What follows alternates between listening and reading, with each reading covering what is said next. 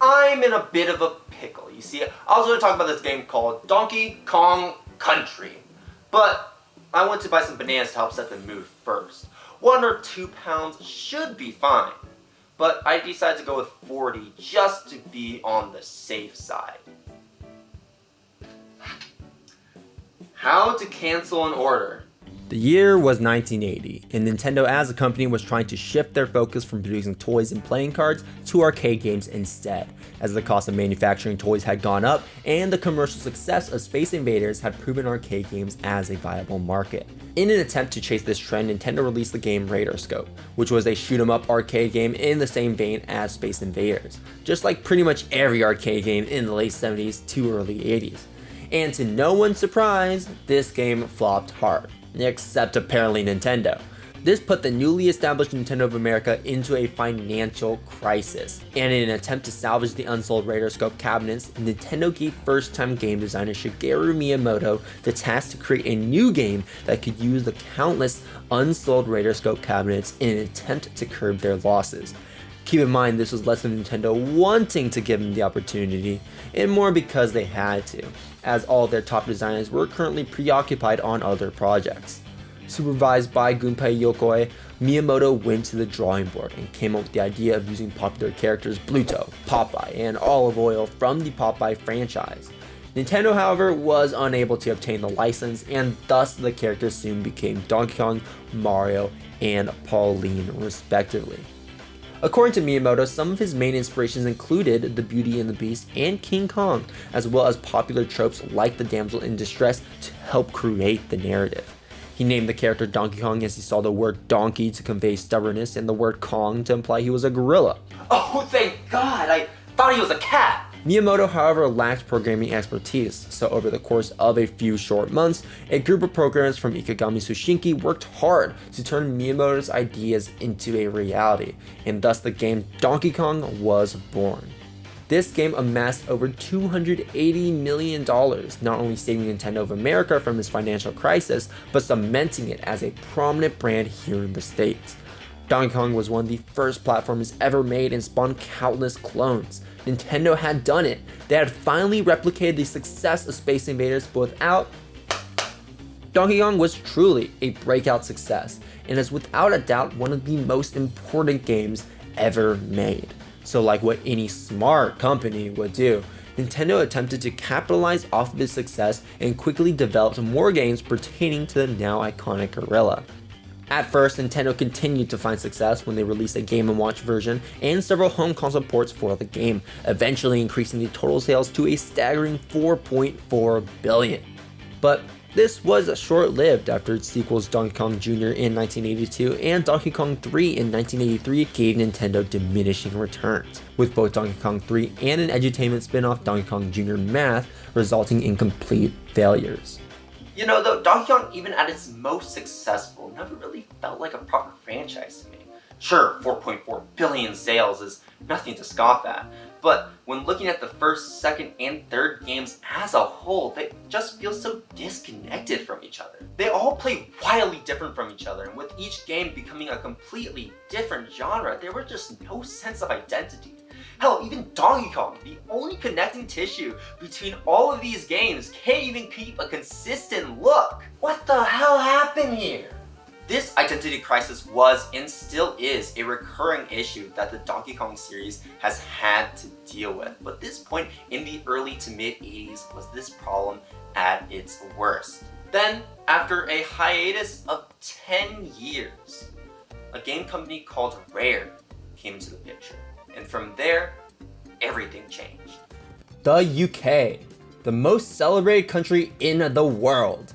The United States celebrates it on July 4th, Grenada on February 7th, Cyprus on October 1st, Jamaica on August 6th, Trinidad and Tobago on August 31st, the Bahamas on July 10th, Sudan on January 1st, Sri Lanka on February 4th, St. Lucia on February 22nd, Nigeria on October 1st, and Libya on December 24th.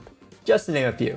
I, however, like to celebrate it as a country where Rare is based. Rare evolved from the company Ultimate Play the Game, which is one of the largest UK-based video game development companies. Mainly developing for the ZX Spectrum home computer, it had many critical and commercial successes. But after some time, the leads of the company, Tim and Chris Stamper, saw the ZX Spectrum as a dead end and made progress to pivot to the Famicom as their ideal platform of choice instead. This resulted in Rare being established in 1985 in an attempt to leverage the worldwide market and its highly capable design. After pivoting to the Famicom, they were able to quickly reverse engineer the console, which impressed Minoru Arakawa from Nintendo so much that they decided to give Rare an essentially unlimited budget to work on games for the Famicom. This budget allowed for Rare to experiment as much as they wanted to with games like Slalom, A Nightmare on Elm Street, Marble Madness, and so much more. Their catalog was extensive, and this positioned them as the most technologically advanced developer in the UK and even the world. Now, as a second-party developer for Nintendo, and with the release of the SNES, they had a great jumping-off point to truly expand their worldwide recognition. After Nintendo offered Rare their catalog of IPs, 20 people, and 18 months, Donkey Kong Country was born. Released in 1994 to a critical and commercial success, it became the third best-selling game in the SNES library, and in my opinion, one of the best platformers of all time. So let's talk about it. My history with this franchise isn't very deep. I first played Donkey Kong Country through the Game Boy Color port as a kid, since it was a hand-me-down from my mom, and the first consoles I owned were the Game Boy Color and the Game Boy Advance SP. Never really had a proper home console outside the Wii when I was a kid. When it comes to the game, I could never get past the first few levels because as a kid, I was bad at video games and probably not too bright either. People always complain about games like Pokemon becoming too easy, but I never finished Pokemon Diamond until I was in high school. I would have loved for an easier difficulty back then, but nowadays, go ahead and gatekeep those children all you want. It'll really stick it to old me for hitting my head on the bed frame one too many times. Looking back at this port, it is insanely impressive how they managed to take a 16-bit game that was supposed to push the limits of the SNES and cram it all into an 8-bit version on a portable console that couldn't even fit a backlight in its initial design. I treat this game like a standoffish parent when their kid is trying to show them a cool new trick they learned in a game. I guess it's kinda neat, but you're not going to make me care about it very much. From there, it wasn't until a couple years ago until I finally bit the bullet and decided to pick up Donkey Kong Tropical Freeze at my local Target. They had some great deals for a lot of first-party games, so of course I wanted to fill my shelf with games I'll never play. I thought it was good, just not the masterpiece everyone claimed it to be. Though I've grown to like the game more over time and will comfortably say it is a great game. After that, it was Donkey Kong Country Returns 3D, and I definitely enjoyed that game a little bit more than Tropical Freeze on my initial playthrough at least. Nowadays, I will say Tropical Freeze is the better game, but my first playthrough of Returns was far less frustrating after learning the rhythm of how these games were meant to be played. I've never played the Wii versions of Returns because motion controls in a platformer is sacrilegious, and I've never played Donkey Kong 64, Diddy Kong Racing, Donkey Konga, Barrel Blast, or any of the Game & Watch games, but I think it goes without saying that I have at least played through the original arcade games because who hasn't? Then, after all of that, I decided that I'd go ahead and play through the first 3 Donkey Kong Country games, and this is where I truly got what this series is all about. Donkey Kong Country follows a simple narrative. King K. Rool and the Kremling army steal the Kong's banana horde, and it is up to Donkey Kong and the newly introduced Diddy Kong to defeat the Kremlings and take back what is rightfully theirs. It's straightforward and to the point. You have the good guys versus the bad guys because every game needs an enemy group. Plumbers versus turtles, animals versus robots, United States versus Nixon, and of course, gorillas versus crocodiles. There are 40 levels to complete, split across 6 different areas, each with their own theme, and you can travel between them through a world map that tracks your progress. Along the way, there are checkpoints scattered across the map to give small breaks in between levels. These come in the form of the other Kong family members and are naturally unlocked as you progress through the game. Cranky Kong gives the player tips, Funky Kong flies you across the map to quickly revisit old levels, and Candy Kong saves your progress. Thankfully, I'm playing this game through the Nintendo Switch Online SNES app, so I can just create suspend points whenever and don't have to worry about seeing a sleep-deprived developer's wet dream every time I want to save. Though, if you're playing on the Game Boy version, make sure you have some Bleach ready because she's rebranded to giving players bonus challenges to complete instead. Each level is completed by reaching an exit point, and this is done by traversing platforming obstacles and enemies along the way, with the exception of the boss levels which cap off each area. These only comprise of a single boss fight with no platforming in sight and are frankly rather easy, as they don't tend to ask much from the player. The normal levels, however, can honestly become rather difficult, especially since a single hit or wrong jump means you're getting sent back to the beginning of the level, unless you manage to reach that level's checkpoint barrel. Don't get me wrong though, it is difficult. but still fair. There aren't any mushrooms like in Mario to increase your health, at least in the traditional sense. Instead, this game features a unique tag team system, where if you break a Kong barrel in a level, you are granted access to the other Kong, which you can switch with freely on the fly. If the active Kong gets hit, he'll run away and you won't be able to control him anymore until you find another Kong barrel. And if both Kongs are hit, you'll have to restart the level. This isn't just an aesthetic change though. This also serves a gameplay purpose, with each Kong having a slightly different playstyle from the other. Both can run, jump in, pick up objects, but Donkey is stronger and can easily beat enemies, while Diddy struggles more with enemies. However, he is faster, which makes platforming easier as a result. I like this system a lot, as it lets the player choose which Kong they want to pilot for a specific level or for specific sections during a level, as both Kongs complement each other's strengths and weaknesses very well. It challenges the player, which makes the game more fun as a result, and it reinforces an attachment to these characters, giving the game life. Speaking of which, there are other means in which you can increase your life. The other notable method is to break an animal crate on certain levels to take control of 4 different animal friends that all play completely different from each other, with the exception of Squawks, who only appears in a single level. Rambi the Rhino can be found as early as the first level and can defeat enemies by charging through them. On Guard the Swordfish only appears in underwater levels and makes traversing those areas a breeze. Winky the Frog can jump high to reach higher, normally inaccessible areas. And Espresso the Ostrich can run fast and glide but can't attack enemies. These mechanics perfectly complement the levels they are in and bring so much charm to this game, making Donkey Kong Country an absolute treat to play through. The game opens up with this very first level, Jungle Hijinks, and just like the opening of this level, the game begins in explosive fashion. Beautiful visuals, creative level design, great personality, and fantastic music. This is what Donkey Kong Country is all about. The first area, Congo Jungle, is my favorite out of the bunch, and even as the start of the game, it has no qualms with throwing new ideas and environments at you back to back. Ropey Rampage is very different from Jungle Hijinks. Reptile Rumble is very different from Ropey Rampage. Coral Capers is very different from the first 3, and the list goes on. One of Donkey Kong Country's greatest strengths is just how imaginative it is, while still retaining a cohesive experience. Whether you are swimming in an ambient, underwater level, being blasted from barrels, riding minecarts, or escaping a giant rock, the game constantly throws new ideas after new ideas at you and never lets any one of these overstay their welcome. And this design philosophy is only compounded on in its sequel, Donkey Kong Country 2, which is often regarded as the best entry in the series. But unlike its sequel, I appreciate the first game so much more.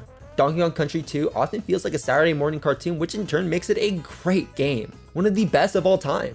But at the same time, it loses the sense of place and atmosphere that the first game upholds throughout the entirety of its runtime.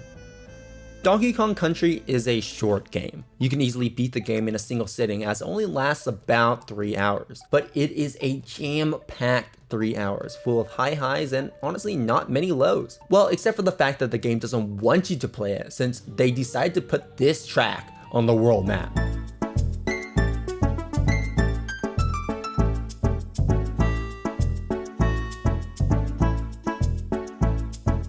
It's perfect for playing in the bedroom. When you finally play the game though, you'll soon realize that the rest of the soundtrack is just as good. Perfectly crafted by the genius that is David Wise, the music weaves in natural environmental sounds with prominent melodies that consistently match the themes of each area in the game. From DK Island Swing to Cave Dweller Concert to my personal favorite track, Aquatic Ambience, each track plays a part in what makes Donkey Kong Country so atmospheric. It truly is magical. And you're definitely going to want that when you are hunting down the extra collectibles and bonus rooms scattered across each level. Every level outside the boss levels will have you collect 4 letters that spell Kong, and in certain levels you can find 4 big animal tokens as well as hidden bonus rooms that net you extra bananas. These, however, can be rather obtuse when it comes to the method in which you discover them. Some of these I probably wouldn't have found without a guide. These all add to the replayability of Donkey Kong Country and would later become more of a core identity for the series. Personally, I didn't care too much about finding all the collectibles in each level, and the game doesn't really expect you to care that much either, as the only reward for 100% completion is a slightly different ending that is pretty much the same as the normal ending, but with different dialogue from Cranky. There are some elements of the game that honestly didn't age too well, but those are few and far between. It is most notable in the snow area, or its full legal name, Gorilla Glacier. This, like any good old snow area in a platforming game, makes it so that the player character slips and slides around when moving. Not a fan of these sections in platformers, not only because it gives me PTSD of me injuring myself on the neighborhood slip and slide, but for me, it's often more frustrating than fun. This also accentuates the problem with this game's visual design. It's 3D but in 2D. I am of the opinion this game still looks very pretty today, but it does have the side effect of making it a little harder to understand what parts of the ground have collision detection and which do not. This isn't a problem you want to have when making a game where a single wrong jump means restarting the level, so I'll give this game a small slap on the wrist for that. And that concludes my thoughts on this game. It's a wonderful package that still stands the test of time, and even after playing its modern releases in The Way of Returns and Tropical Freeze, I am still a believer that this game trumps those in terms of quality. Oftentimes, first games in a franchise feel like a blueprint of a good game without actually being a good game themselves. But Donkey Kong Country somehow manages to work double duty and be both at the same time. Finally, with a blueprint for the Donkey Kong series moving forward, we can ensure that we never experience another Donkey Kong Jr. again. Oh, come on!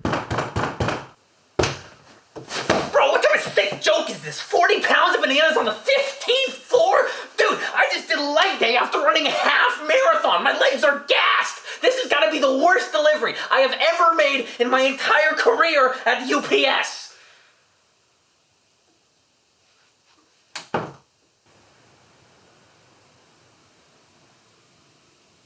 Didn't I read about this somewhere?